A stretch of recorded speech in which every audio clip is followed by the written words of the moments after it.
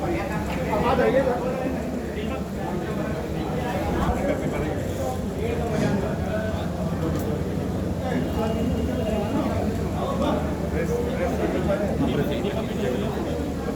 वालों से बात कर लेंगे। पत्रकार बंधुओं को मेरा नमस्कार। आज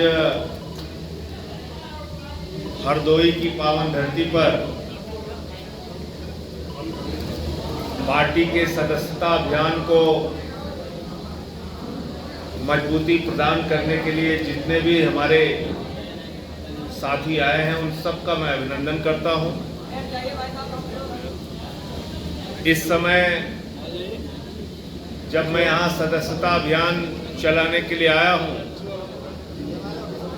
उस वक्त पूरे प्रदेश में ब्लॉक प्रमुख का चुनाव चल रहा है। एक तरफ आम आदमी पार्टी की नीतियां हैं जिसमें हम एक महीने में कितनी सीटों पर आप चुनाव लड़ेगी और उत्तर प्रदेश में चेहरा कौन होगा? मैं बता देता हूँ। पहली चीज तो चेहरा कौन होगा ये पार्टी का नेतृत्व तय करेगा, ये मैं नहीं तय कर सकता। दूसरी चीज ये है कि उत्तर प्रदेश में 403 विधानसभाओं का प्रदेश है, कोई छोटा प्रदेश नहीं है। यहाँ सभी पार्टियां गठबंधन से चुनाव लड़ती हैं। हमारे किसी गठबंधन का अभी कोई फैसला नहीं हुआ है। अगर होगा तो उसकी जानकारी आप लोगों को देंगे। मुलाकात राजनीति में सबसे होती है। राजभर जी से भी मुलाकात हुई है, अखिलेश जी को भी जन्मदिन की बधाई मैं देने गया था। तो जब इसका कोई स्वरूप होगा गठबंधन का तो आपको जरूर जानकारी देंगे। उत्तर प्रदेश के हित में जो भी अच्छा फैसला होगा वो हम लोग कुछ बात चल रही है गठबंधन को लेकर, कुछ जो जब कुछ बात बढ़ेगी आगे या कुछ बातचीत होगी इस दिशा में तो मैं बताऊंगा। धन्यवाद। आपने कहा था कि योगी सरकार में ठाकुरों का काम हो रहा है, तो आप लोग क्या संदेश दे रहे हैं? ठाकुरों को हाशिए पे लगाना है? देखिए ऐसा है, मेरा सिर्फ ये कहना है कि 24 करोड़ लोगों की सरकार होनी चाहिए। किसी एक जाति किसी एक धर्म की सरकार नहीं होनी चाहिए। उत्तर प्रदेश 24 करोड़ लोगों का है, जहाँ भी दलित भी हैं, पिछड़े भी हैं, हिंदू भी हैं, मुसलमान भी हैं, सिख भी हैं, ईसाई भी हैं। तो हम 24 करोड़ लोगों की सरकार चाहते हैं। आप नारा देते हैं सबका साथ सबका विकास, आपके कर्म में वो चीज नहीं दिखती। इसलिए मैं सवाल उठाता हूँ और ये सवाल सबको उठाना चाहिए। एक किसी भी जाति किसी भी एक धर्म का भला करने से प्रदेश का भला नहीं। बीजेपी की तरफ से एक स्टेटमेंट, एक सवाल और बीजेपी की तरफ से एक स्टेटमेंट आया है कि केजरीवाल सरकार ने जितना पैसा विज्ञापनों में खर्च किया है उतना पैसा उन्होंने कोरोना से जो पीड़ित परिवार में घोषणा देने की जो घोषणा दी उसमें नहीं खर्च। देखिए, इन्होंने कोरोना के पैसे को कहाँ खर्च किया है इसका एक एक खुलासा मैंने किया। जो वेंटिलेटर 8 लाख 9 लाख रुपए में मिलता है वो 35 लाख 22 लाख 48 लाख में खरीदा है। अभी मैंने वो सारा घोटाला सामने किया था। केजरीवाल सरकार ने कोरोना के समय में भी और 5 साल जो हमारी सरकार पहले चली और अब 1 साल से चल रही है, हमने जनता की भलाई के लिए इतने काम किए हैं कि आज न सिर्फ उत्तर प्रदेश और हिंदुस्तान में बल्कि दुनिया के अलग अलग हिस्सों में रिसर्च हो रहा है। हमारे मोहल्ला क्लिनिक पे, हमारे स्कूल के मॉडल पे, हमारे शिक्षा के मॉडल पे, हमारे बिजली फ्री के मॉडल पे। आज 300 यूनिट बिजली फ्री देने का ऐलान केजरीवाल साहब ने पंजाब में किया। वहाँ की राजनीति में हड़कंप मचा हुआ है। हम उत्तर प्रदेश में भी ये योजना लागू करने के बारे में ऐलान करने वाले। 300 यूनिट बिजली फ्री उत्तर प्रदेश की भी जनता को क्यों नहीं मिलनी चाहिए? तो इस तरह की चीज़ों पे हम काम कर रहे हैं। भारतीय जनता पार्टी क्या कह रही है और क्या कर रही है ये प्रदेश की जनता देख रही है। जाकर कस्बों में जाकर दिल्ली के केजरीवाल मॉडल को समझाने की बात कर रहे हैं। हम कह रहे हैं कि फ्री बिजली 300 यूनिट का सपना उत्तर प्रदेश में पूरा हो सकता है। हम कह रहे हैं कि उत्तर प्रदेश के लाखों नौजवानों को रोजगार मिल सकता है।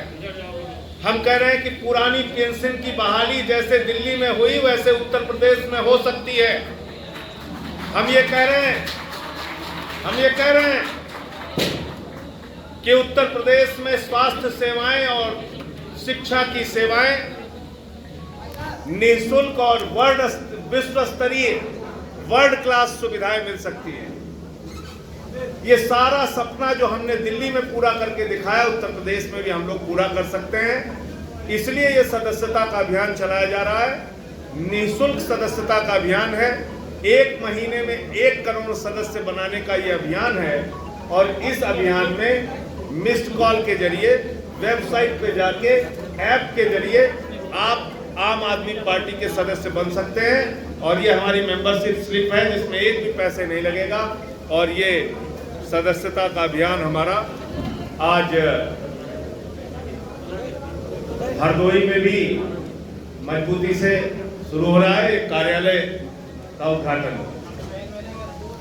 अब जब हम लोकतंत्र की मजबूती को, आम आदमी की मजबूती की बात करते हैं तो 4.5 साल में आदित्यनाथ जी ने उत्तर प्रदेश का क्या हाल किया ये हमें भूलना नहीं चाहिए। उत्तर प्रदेश कानून व्यवस्था की हम बात करें तो 6 साल, 8 साल, 10 साल की बच्चियों के साथ बलात्कार की घटनाएं हो रही। हाथरस कांड हुआ, रात में 2 बजे गरीब की बेटी को जिंदा जला दिया गया। गरीब की बेटी का शव उनके परिवार को नहीं दिया गया। जब वो जिंदा थी तो उसको इलाज नहीं दिया गया। हम भूले नहीं है, इंद्रकांत त्रिपाठी व्यापारी को एसपी रंगदारी मांगता है, नहीं दिया तो उसकी हत्या करा देता है। हम भूले नहीं निर्वेंद्र मिश्रा का कांड, 3 बार के लोकप्रिय विधायक उनकी हत्या हो गई। उत्तर प्रदेश में पाल समाज के एक व्यक्ति को बलिया में उसकी हत्या कर दी गई। खुशी दुबे का कांड, 4 महिलाएं आज भी जेल में सड़ रही। तो प्रतिशोध से राजनीति नहीं होती, प्रतिशोध से लोकतंत्र मजबूत नहीं होता, संवाद से लोकतंत्र मजबूत होता है। उत्तर प्रदेश के 823 ब्लॉक में कहीं एक भी जगह निष्पक्षता से चुनाव नहीं हो रहा है। कहीं महिला का कपड़ा फाड़ा जा रहा है, कहीं प्रत्याशी का अपहरण किया जा रहा है, कहीं गोलीकांड हो रहा है।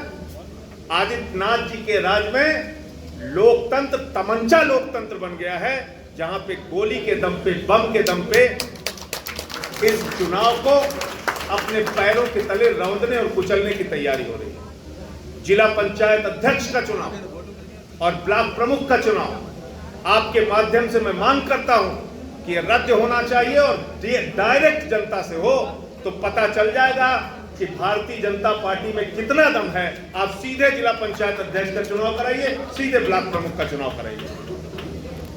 चुनाव आया है, एक तरफ आप एक पिछड़े वर्ग की महिला का हमने देखा साड़ी फाड़ते हुए, कपड़ा फाड़ते हुए, और दूसरे तरफ क्या कर रहे हैं आप? मंत्रिमंडल में हमने दलितों और पिछड़ों को बड़ा सम्मान दे दिया। अरे इस उत्तर प्रदेश के दलित और पिछड़े वर्ग के लोग ये जानते हैं, ब्राह्मण समाज के लोग ये जानते हैं कि ये 6 महीनवा चुनावी सम्मान है, ये चुनाव का सम्मान है।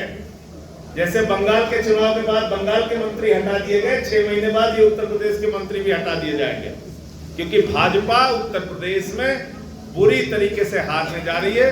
100 सीटें भी भाजपा की उत्तर प्रदेश में नहीं आएंगी। इनके जुल्म और जाति का जवाब जनता देगी। मीटर का घोटाला, तीसरे लहर पे तैयारी के नाम पे घोटाला, इतने घोटाले मैंने खोले। मंत्री सतीश द्विवेदी का घोटाला, तमाम घोटाले मैंने बाहर किए। प्रभु श्री राम के जमीन की खरीद में घोटाला, इतने घोटाले और भ्रष्टाचार करने के बावजूद भारतीय जनता पार्टी की सरकार कुंभकर्ण की नींद सो रही है। अपने वोट की ताकत से 2022 में जनता इनको हराएगी भी और इनकी गहरी नींद से इनको जगाएगी, दोनों काम करेगी। आपके कोई प्रश्न हो तो आप पूछ सकते हैं। योगी सरकार जो है जनसंख्या नियंत्रण अधिनियम ला रही है। आज आपने एक ट्वीट किया था कि भागवत जी कहते हैं कि ज्यादा बच्चे पैदा करो, योगी जी कहते हैं हम दो हमारे दो। आपका क्या स्टैंड है इस पर? देखिए, साक्षी महाराज जी ने कहा 5 बच्चे पैदा करो, सुन तो लीजिए। साक्षी महाराज जी ने कहा 5 बच्चे पैदा करो। संघ वाले कह रहे हैं 10-10 बच्चे पैदा करना चाहिए हिंदुओं को। भागवत जी कह रहे हैं हिंदुओं को ज्यादा बच्चे पैदा करने चाहिए। और योगी जी क्या कह रहे हैं? योगी जी कह रहे हैं 2 से ज्यादा बच्चे पैदा किए तो सरकारी योजनाओं के लाभ खत्म कर दिए जाएंगे। अब आप बताइए। तो मैं ये पूछना चाहता हूं, आदित्यनाथ जी संघ से इतना नाराज क्यों है? पहले घर में बैठ के तो डिसाइड कर लो दोनों लोग कि करना क्या है। हमारा सवाल क्या करना है? हमारा सवाल ये है 2 बच्चे पैदा करना है कि 10 बच्चे पैदा करना है कि 4 बच्चे पैदा करना है? ये संघ के लोगों से मिलके, साक्षी महाराज से मिलके पहले आदित्यनाथ जी तय कर लें। सरकारी योजनाओं को रोकने की जो बात आप कर रहे हैं, इस देश के, इस प्रदेश के गरीब लोगों का हक मारने की बात आप कर रहे हैं। हमारा सवाल ये है कि जिसके 2 से ज्यादा, एक मिनट, जिसके 2 से ज्यादा बच्चा है मान लीजिए वो दलित समाज से है, पिछड़े समाज से है, उसकी आमदनी नहीं है, तो आप 2 बच्चे की बंदिश लगाने के नाम पे उसकी सारी सरकारी योजनाएं बंद कर देंगे। दूसरा आप कह रहे हैं लोकल बॉडी के इलेक्शन में हम रोक लगा देंगे जिसके 2 से ज्यादा बच्चे होंगे। तो भाई लोकल बॉडी के इलेक्शन में क्यों रोक लगा रहे हो? लगाओ ना विधानसभा और लोकसभा के चुनाव में 2 से ज्यादा बच्चे जिसके, रोक लगाओ इसमें। सारे भाजपा के विधायकों सांसदों का टिकट कट जाएगा। हिम्मत है तो भाजपा विधायक और सांसद के चुनाव में भी यही नियम लागू करें जो लोकल बॉडी में कर रही है। 2 से ज्यादा जिसके बच्चे हों, ना वो विधायक का चुनाव लड़ पाए, ना सांसद का चुनाव लड़ पाए। आपस में सर ना फोड़ते हुए नजर आए भाजपा ही, तो मेरा नाम बदल दीजिए। इसलिए ये फिजूल की बातें करके चुनाव भटकाने का काम न करें।